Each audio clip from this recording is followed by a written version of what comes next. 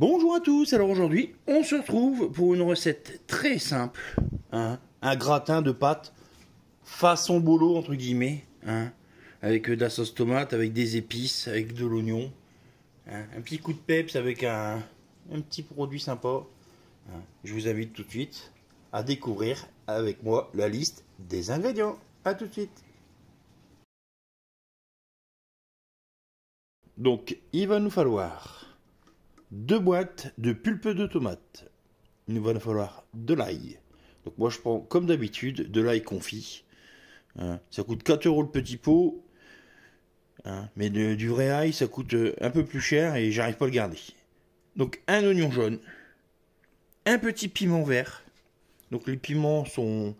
Vous n'êtes pas obligé de le mettre. Mais ça pique légèrement. C'est pas trop fort. J'ai 600 g de viande hachée. 200 g de champignons de Paris. Donc j'ai pris des blancs, vous pouvez prendre des bruns, il n'y a aucun souci. Je vais agrémenter avec du gingembre, du paprika doux, de l'origan. La base, les pâtes, bien évidemment, et un peu d'émental râpé pour le gratin. Allez, on est parti.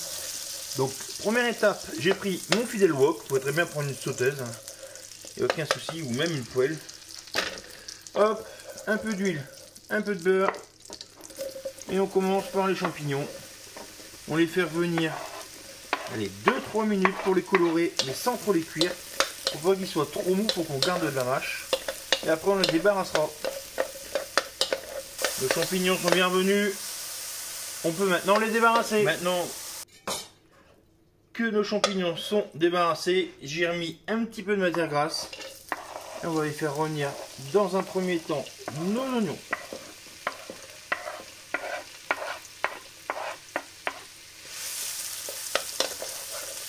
Allez, on va faire revenir ça, pareil, 2-3 minutes.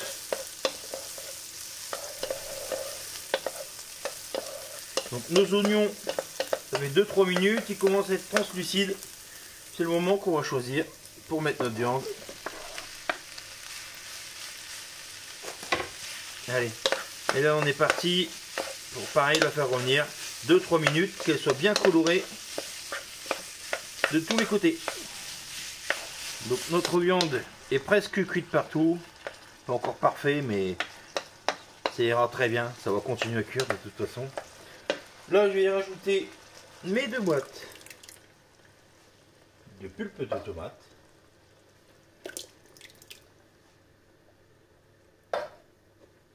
On va mélanger un petit coup.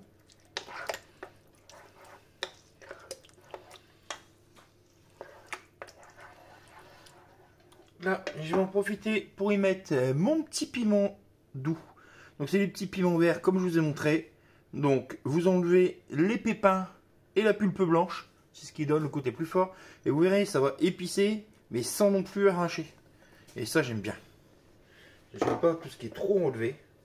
On va en profiter pour saler un coup.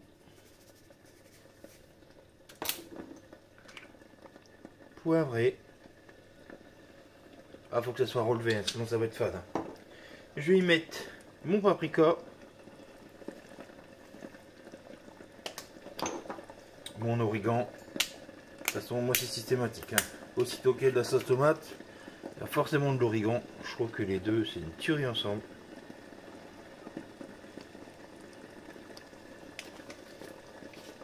Je vais y mettre un peu de gingembre pour pimper un petit peu mon plat. Et ma purée d'ail. Donc regardez, hop, c'est déjà fait, c'est déjà mixé, on est tranquille. Et puis ça se garde facilement. Allez, je vais mélanger un coup tout ça.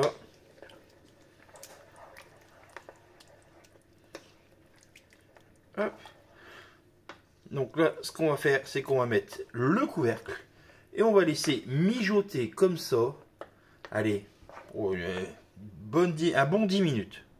Couvercle et on fait mijoter 10 minutes. Regardez comment elle est belle ma sauce tomate. Petite sauce tomate maison, facile.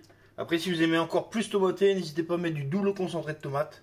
Il n'y a pas de souci. Là, je vais y mettre dans un premier temps mes champignons. Allez. Là, on va juste mélanger nos ingrédients. Et on va y mettre hop, nos pâtes. Nos pâtes, on les a cuites classiquement. Hop. Et là, on va pouvoir mélanger. Faire notre préparation. J'ai mis ma préparation dans un plat. Regardez, on voit nos petits champignons, nos petites pâtes, notre viande. Et là, on va tout simplement parsemer avec notre emmental râpé. Donc moi, je le fais à l'emmental. Vous pouvez le faire à la mozzarella râpée. Il existe aussi des mélanges de 3 fromages râpés. Je sais plus, c'est mozzarella, tome et puis je sais plus quoi. Ou du comté, ou enfin le fromage de votre choix quoi. Le principal, c'est que ça vous plaise. Hop.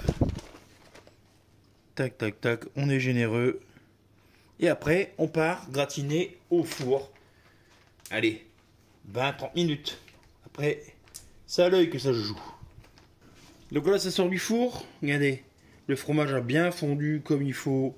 On va se régaler. Il n'y a plus qu'à passer à table.